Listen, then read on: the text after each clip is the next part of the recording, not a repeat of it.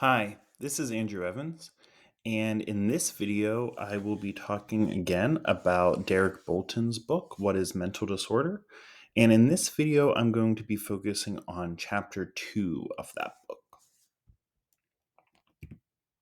Now, one thing I just want to bring back from my previous video on the book. So, I did a video already on introduction and chapter 1 of the book. And one thing we were introduced to in the introduction is that this book is meant to have two goals or two questions that it's trying to answer. And those questions are the norms in psychiatry really medical or are they really social? And the second question is what is the validity of the distinction between mental disorder and order, between abnormal and normal mental functioning? So I kind of want to just mention that here at the beginning. These questions are in the background really of all the chapters, and something we can keep in mind as we go forward.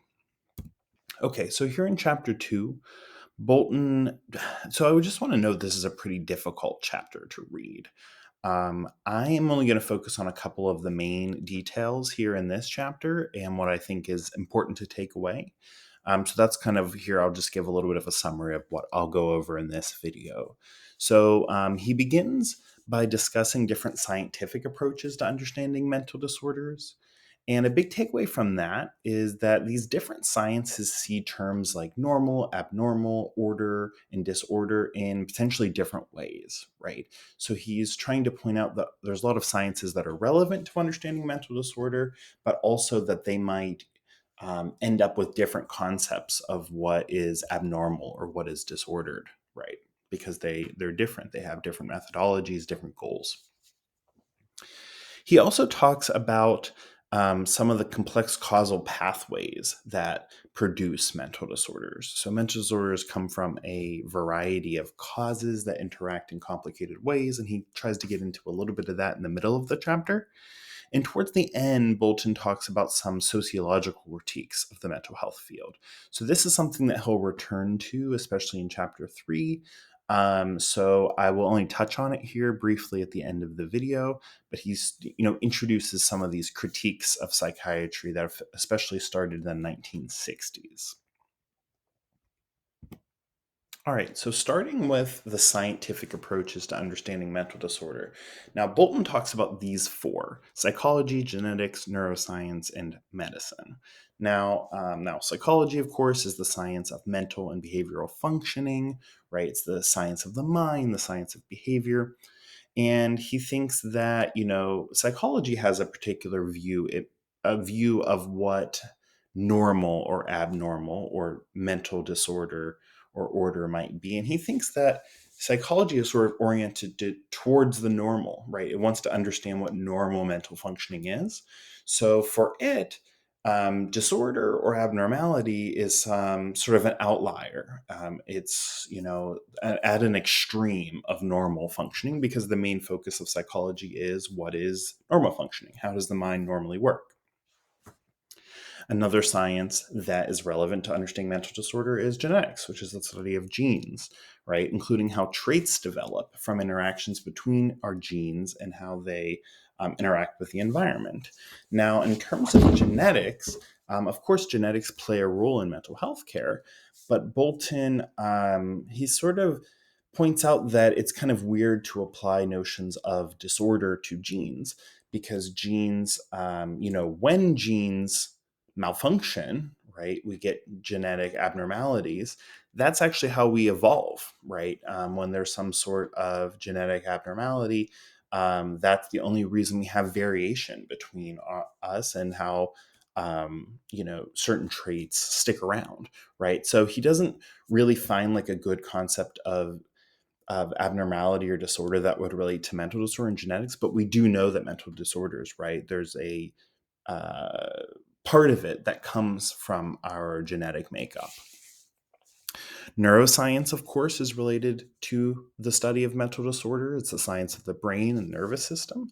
And here we can look through neuroimaging and different technologies that there are sometimes abnormalities in the brain. Now, of course, If there's diseases of the brain, that's often referred to as neurology, but it's also related to mental health and psychiatry. And sometimes certain mental disorders they are related to certain features of the brain.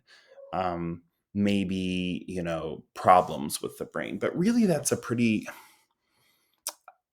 well, it's a science that's still really trying to figure things out, right? There's a lot we don't understand about the brain and a lot we don't understand about how mental disorders are related to how the brain is functioning or not functioning.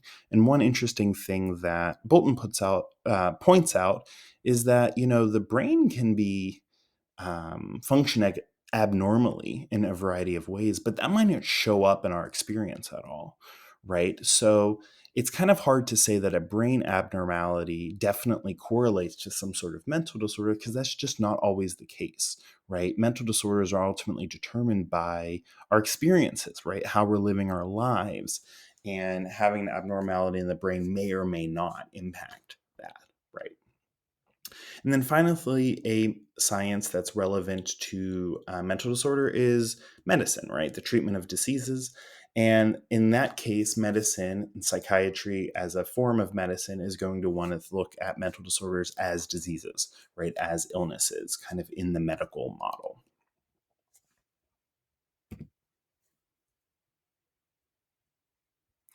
One thing I think is interesting that came from that discussion is on page 54 and 55. In that area, Bolton is talking about psychological approaches to disorders, and he talks about different connotations of the word abnormality. And I keep coming back to this in these videos because I think that norms and normal, the idea of normativity, is really relevant when we're trying to figure out what a mental disorder is. So I want to kind of focus for a few minutes on these different connotations that abnormality might have. So Bolton says here, quote, "The psychological approach to normality has important implications for understanding shifts in the understanding of mental disorders. Mental disorder is mental abnormality, and abnormality has many connotations." So we're going to consider the four that he discusses here on pages 54 and 55. So, in one sense, abnormality might mean the mind isn't working as it should. So, this way of viewing abnormal is that there's some standard or norm, and the mind isn't meeting that standard or norm, right? So, when we say, for example, suppose that this person in this picture here is feeling very sad, um, is their sadness abnormal? Well, in this sense, we might think there's some standard, right, of how. Um, people should feel, or people tend to feel some sort of baseline of this is what we expect of people, this is the standard, and if you're falling below that, you're not meeting that standard, then you maybe are abnormal in this sense, right? Abnormality could also mean statistically rare. So, this is abnormality in a statistical sense. If some condition is uncommon or rare, then it is abnormal. So, for example, if we look back at this person, if they're feeling very sad, is it uncommon or statistically rare the amount of sadness they're feeling? So, if we compare this person to other people in similar contexts from similar groups, do those people feel just as sad? If this person's feeling a lot more sad, then their sadness is statistically rare, so maybe it's abnormal in that sense. Bolton also considers two others. He considers the possibility of abnormality as a, quote, dichotomous division. And here all he means is that abnormality is seen as sort of in a binary sense. Either you're well or you're unwell, right? Either you're normal or you're abnormal. So here, if we look at this person who's sad, rather than seeing it as a spectrum or some sort of gradient from feeling healthy to unhealthy, either they are experiencing normal sadness or they're experiencing abnormal sadness. And finally, abnormality could mean belonging to an outside group. So, here, when someone attributes abnormality to someone else, they're assuming that they themselves, right, are in the normal group. And so they're attributing abnormality to someone. They're saying that you're other, right? I'm normal and you're abnormal, right? So that is another sense we might mean abnormality. So if this person is sad and I call his sadness abnormal, I'm I'm kind of implicitly comparing him to me and saying you're different than me, right? You're an other. You're not in the normal group. I am in the normal group and you're abnormal. So obviously these four types of thinking of abnormality, they all relate to each other. And it's not that they have these stark differences between them, but it's interesting because I think the idea of normal and abnormal is really relevant to if we're trying to define what a mental disorder is. And I think what Bolton is pointing out that's interesting here is we could mean lots of different things by that. We can mean lots of different things by someone's mental functioning is either normal or abnormal. And I just want to mention that we did discuss this a little bit in chapter 1 in that video, right? We talked about the different senses of what we can mean by a norm or normal there as well. And there we just looked at the first two, right? Abnormal either means out of the ordinary or not meeting some standard. So here I just wanted to review these other two options as well that Bolton discussed, the sort of either or way of viewing abnormality and the sort of in-group, out-group way of viewing abnormality. Okay, so in the middle part of the chapter, Bolton goes into some discussion about what causes a mental disorder. He notes that mental disorders are caused by a variety of factors that interact in complicated ways. So here he says, quote, current models of the etiology in psychopathology are essentially multifactorial, involving many kinds of causal pathways with interactions between them. So while that's a pretty complicated sentence with, a lot of big words that are unnecessary, what Bolton's really saying there is that mental disorders are caused by a lot of different kinds of things, right? And they interact in really complicated ways. So he goes on to say they include, and here he's referring to the causes or the causal pathways, right?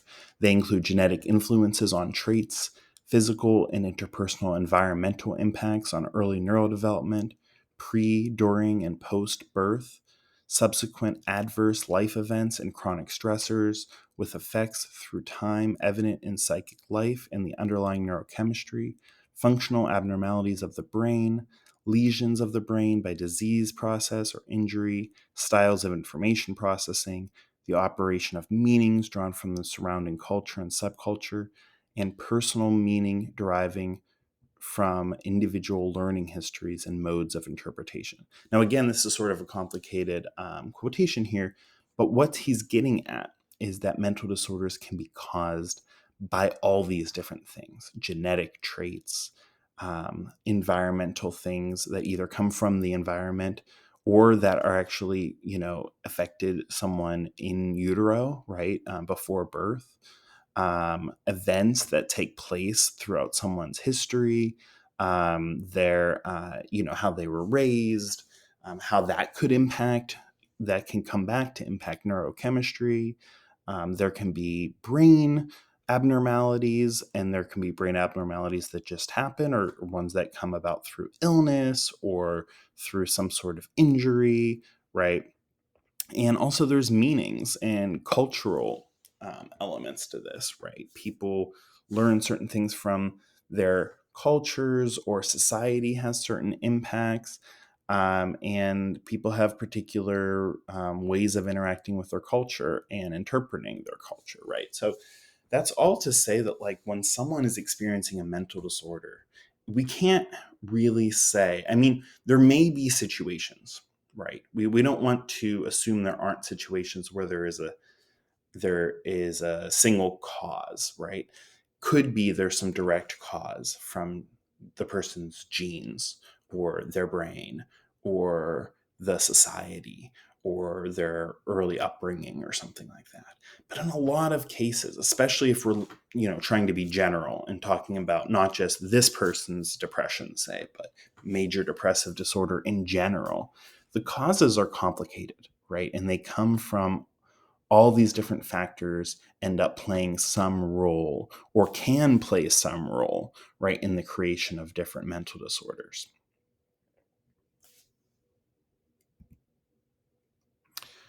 So that's kind of what I wanted to highlight here. That'll be something we come back to in future videos and in future chapters.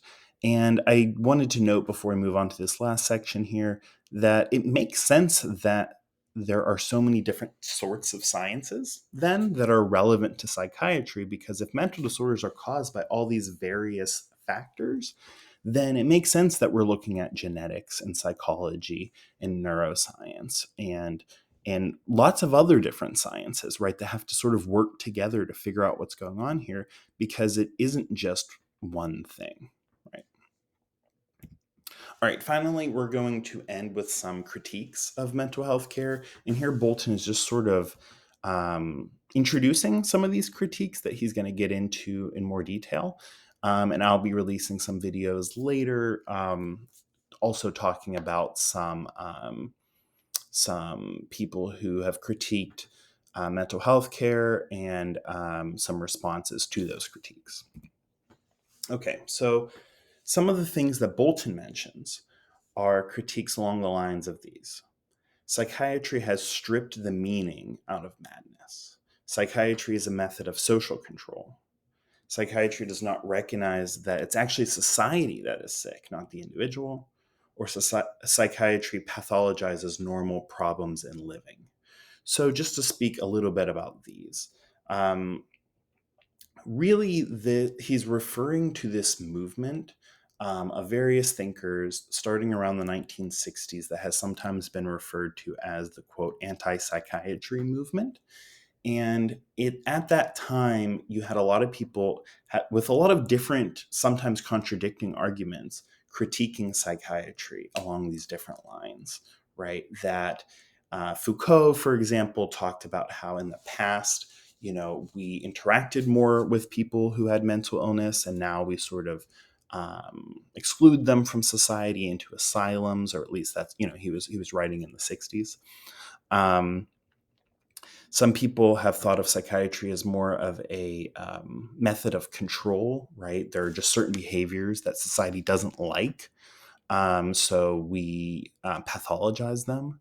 Some people have critiqued psychiatry as locating the problem in the wrong place. So really it's society that is causing suffering in people. So why are we locating the problem in the person, right? And saying they have a mental illness? And finally, this last critique of psychiatry is that it pathologizes normal problems in living, and that's mostly associated with Thomas Szasz. And I'll be releasing a video about him as well. So Thomas Szasz famously says that mental disorder is a myth, and that really what we're dealing with in psychiatry is normal, everyday life problems, and it's wrong to treat them as illnesses when they're not. Right. So there's a lot to be said about each of these critiques. There's a lot that's been written on both sides, a lot of counter critiques that we can make. But I just want to introduce them here and note that Bolton sort of introduces them here at the end of his chapter. All right. Well, that is all I have for this video. Thank you for watching.